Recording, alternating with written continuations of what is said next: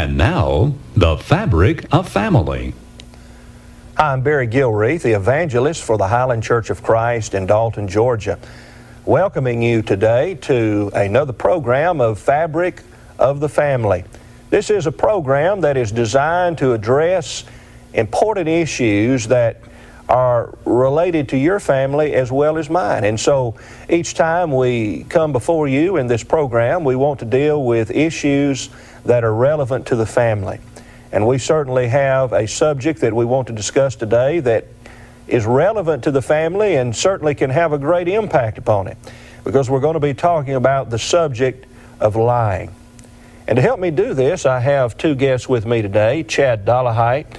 Chad is with the Gospel Broadcasting Network. He works with the network on a part-time basis. He also is one of the evangelists at the Greens Lake Road Church of Christ in Chattanooga, Tennessee.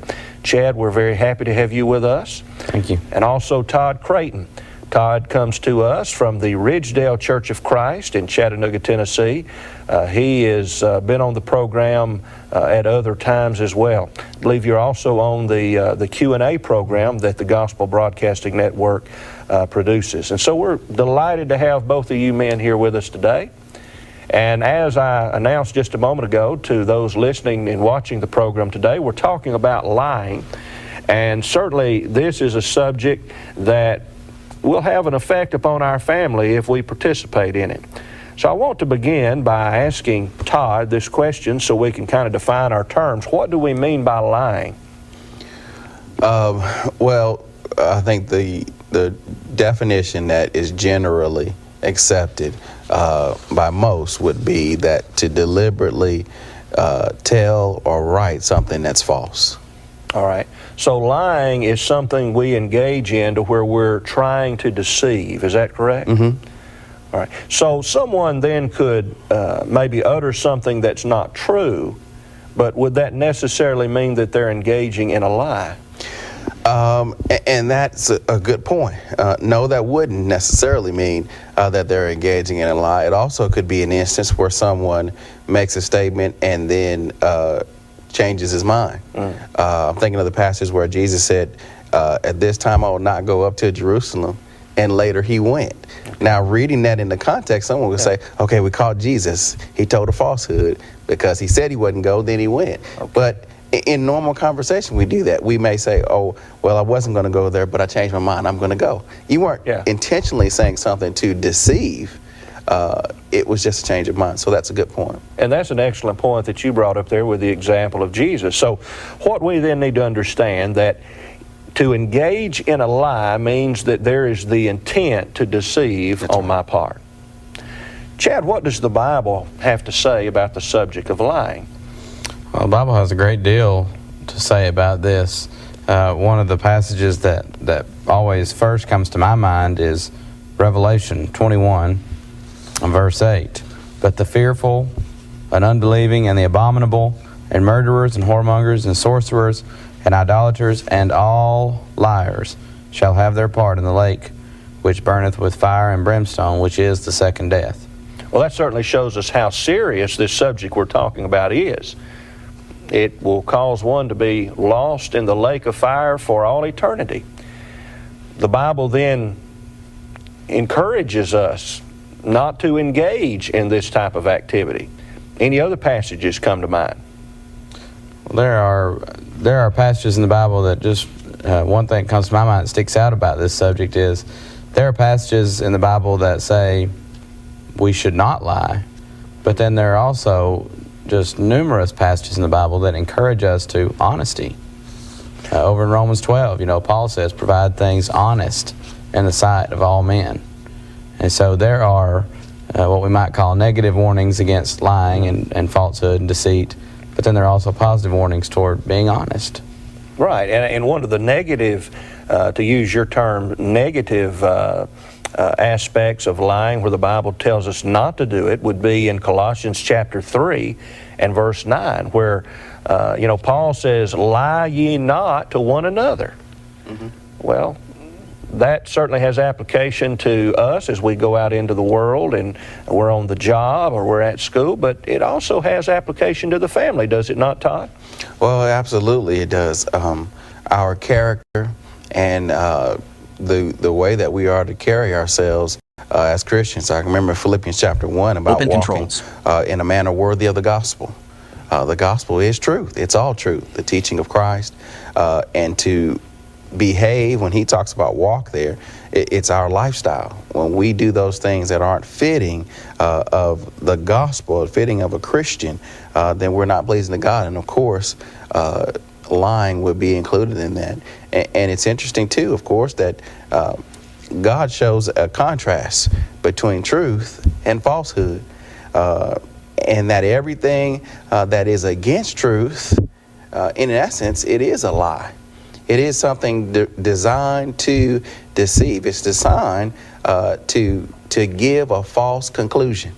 A good example in 2 Thessalonians, and I thought of this when Chad was making a good point. In 2 Thessalonians chapter 10, he says, "And with all deceivableness of unrighteousness in them that perish, because they receive not the love of the truth, that they might be saved. And for this cause God shall send them strong delusion, that they should believe a lie." And so that God will allow us to believe those things that we choose to, but it's up to us to investigate. And so that brings up a good point of us in our own personal character, that we have to police ourselves, as it were.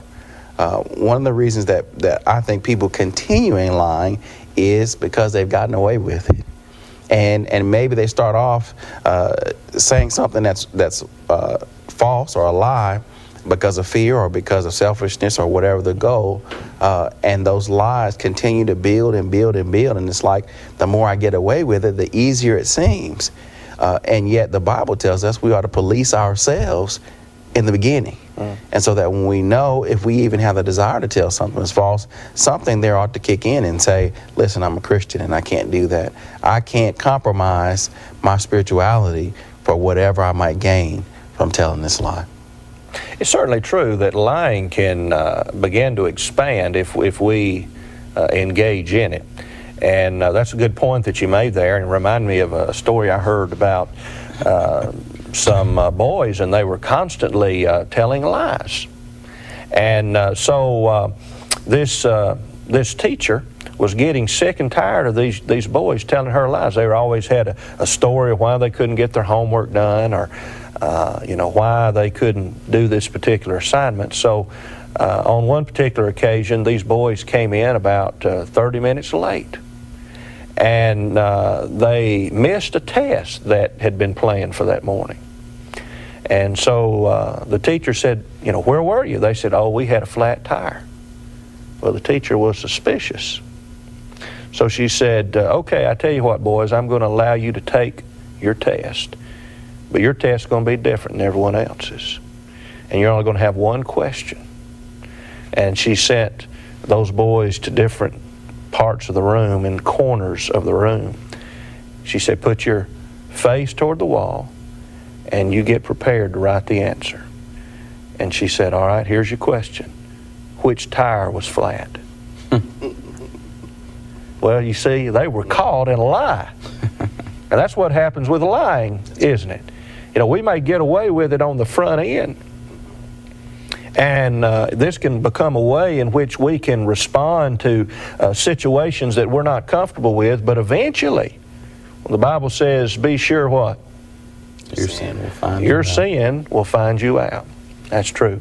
Well, ultimately, who is, attributed to being the father of liars? Satan. John chapter 8 and verse 44, I believe. Jesus talked about how that you are of your father the devil, and how that he was a liar from the beginning. Now, what was Jesus referencing there when he said you were a liar from the beginning, Chad? Well, back to the literal beginning of creation. Shortly after creation, we're not given an exact time frame, but it seems to be fairly shortly after the creation. Satan comes to Eve and he asks the question, has God said you can eat of every tree? And she says, well, we're not supposed to eat of the tree of the knowledge of good and evil. And God says, the day that we eat thereof, we shall surely die. And of course, Satan just changed one word, and he says, you shall not surely die. And we probably heard a sermon along the line of the knot in the devil's tail. Right. Well, that's right. He told a tall tale on that day, didn't he? And so he is attributed as being the father of liars. What a reputation to have. And, you know, it's sad, but he has many offspring who share that same characteristic with their father. And that's what Jesus was saying. You're of your father, the devil, who was a liar from the very beginning. Well, let's think about for just a moment why people lie. Why do they engage in lying? Todd, can you give us a reason? As we were talking about this passage in John 8, verse 44, it just clicked in my mind with the written account of Ananias and Sapphira. And what's always fascinating to me about that account is when Ananias and Sapphira sold the property and they still had the money in their possession, they had a choice that they could have made. They could have given and still been pleasing to God, but they at some point decided, let's say this is everything. And so what was the deceive. purpose of their lying? Well, it was selfishness, and I guess probably maybe in a greater sense, pride. Yeah. They wanted the accolade of saying, oh, they're so sacrificial that they've given everything. And I don't know if the amount was large or small, but something that they knew they would be noticed because they've given this large amount. Alert. Yeah, Allow this device sometimes to access people will lie photos and because videos. they want something that perhaps they wouldn't device have allow. if they didn't lie. You know, years ago, Selected. there were two artists, musicians, Milli Vanilli. You remember that? Mm-hmm. What was their problem, Chad? They couldn't sing. They couldn't sing, could they? But yet, did they not win a Grammy? And come to find out, it wasn't them doing the singing. It wasn't them doing the singing. I think they even had to give the Grammy back. Yeah. But there's an example where somebody, you know, apparently wanted something so badly that they were willing to lie in the process in order to get it. And certainly that's a wonderful Bible example that you've shared with us there, Todd, about here's someone who wanted something. Maybe it was the accolade of being these generous givers. And they lied in the process. They said, we've given it all, when in reality, they had not given it all. So that's a good point. What's another? Well, definitely one I think that is really chief as pertains to the family is as adults, and of course teaching your children about lying and helping them to understand these reasons behind it. I think you can think of 4 reasons or 4 categories, and we've talked about one, selfishness being a category of why people lie, but also fear. Could be fear of punishment, a child who's afraid that they're going to get in trouble for something they did and they lie to try to get out of it. And, you know, my wife and I, having 2 boys, 7 and 4, and trying to help them to understand why lying is wrong.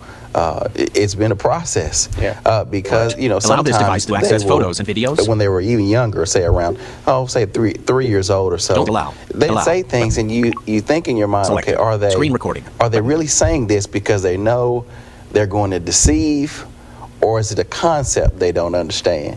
And so as a parent, you start to train and help them. And when you get to such point with a child that you know they've said this because they're trying to get out of it, then you try to handle it appropriately. So I think with fear, that particular thing of lying is helping a child or even sometimes adults to know that whatever the circumstances or whatever it is they've done, it's going to be better if they tell the truth. And of course, I emphasize that with my boys. It may not get you out of the consequences, but it's always going to be better if you're honest about it, because that's something you never want to lose with someone, is their ability to trust you. And so I think fear is a big factor. Also, something that goes hand in hand with that is guilt and shame.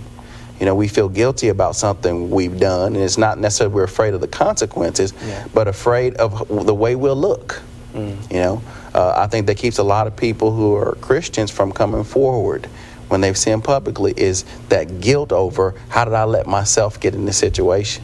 And another thing that's probably a sister to that is shame, that, you know, I feel like I'm no longer worthy to tell the truth. If I do tell the truth, I'm just going to go back and do the same thing. So I might as well, just not even deal with it. And in a sense, they're lying by default. They haven't told a lie, but they haven't told the truth either. Yeah. So I think those 4 things that stick out in my mind as some of the reasons why people lie and try to use lies as a escape from those things. Chad, what are your thoughts? Any ideas, thoughts concerning why people lie? What are some reasons for that? Anything Todd said you want to touch on? I think, and this is a separate reason from what Todd mentioned, but I think it's one of the sadder reasons why people lie, but it's one of the big reasons as well. Some people lie to make themselves look better, and it's an idea of building up self, trying to make themselves look better, even if that means to the detriment of others, running down good names in situations like that. But I think that's a big reason why people lie. They want to make themselves look better. Right. And so they go about any means to do it, even if that means, that's what the Jews were doing in Jesus' day back in John 8:44. They lied about him to try to make themselves look better. And in fact, they boldly, proudly proclaimed, we have Abraham as our father. Right. Jesus says, Abraham's not your father. Your father is the father of lies. Yeah. Satan. And I think it's so important, since this is a program about the family, that we especially emphasize, we've talked about some of the reasons people lie, but the importance for parents in the home to begin to teach their children from the time that they're able to understand that lying is not an acceptable means of communication. Right.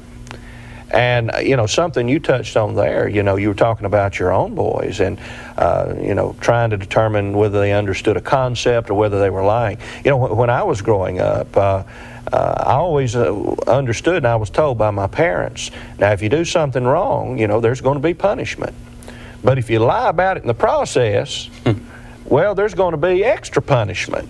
Right. And, I think we need to think about that very seriously, because if our children do not learn the importance of telling the truth in the home, well, we know what the consequences of that are going to be. They're not going to tell the truth at school. They're not going to tell the truth when they get older and they start working and they find themselves in a situation that they don't want to deal with. Well, I'll tell a lie. And so it's like a snowball, And sometimes parents may unintentionally teach their children that it's okay to lie, not by words per se, but by the fact that they did not respond to maybe things that were smaller, things that seemed more innocent. But yet the child at a very young age learns, hey, there's no consequences to lying. Or, I can lie and I can get away with it. And this thing just continues to grow and to grow and to grow until one day they're engaging in lies that will have serious consequence not only upon their soul, but upon their life here. And, we've just got about a minute or two left. And so I think it would be good maybe just to think about, how serious is this subject? Well, you brought up a passage, the very beginning of our study, Chad, over in Revelation. And basically, what does that passage tell us about the seriousness of lying? It's going to cost those who engage in it their souls eternally in the lake which burns with fire and brimstone. Now, what kind of liars? Those who tell little white lies, those who tell big lies. Sometimes we want to distinguish between lies. Now, what does that verse say again, Chad? It says all liars. All liars. All liars. And so as far as God is concerned, there are not some lies that, well, that's not too bad, that's acceptable. And some lies, well, that's pretty serious. All lies. Todd? Something you pointed out I thought was real good, and this also goes along with the excellent verse that Chad brought up, is that if we don't live it in front of our children, in front of our spouses, then it's just a waste of time to tell them not to do it. If they hear you making a commitment and then you say, oh, I have something else coming up, and they know you didn't, they will remember. Exactly right. A great way to conclude this program today. Well, I want to thank you, brethren, for being with us, and we want to thank you for being a part of this program today as we've been talking about a very important subject that is certainly one that affects the family. Until next time, I'm Barry Gilreath for Fabric of the Family, wishing you a great day. Let's make the most of a minute. Someone wrote a short list of 10 things you will never regret. Here they are. Showing kindness to an aged person. Destroying a letter written in anger. Trust Offering passcode an field. apology that will 06 save a values entered. friendship. Secure. 1, 2, 3, 4, 5, 6, 7, 7, 6, 6, 5, 5, 4, 3, 2, 1, 2, 1, 1, 2, 2, 3, 3. Hearing devices. Apple TV remote. Button. Hearing Apple TV camera. Flash. Calculate timer. But selected. Screen recording.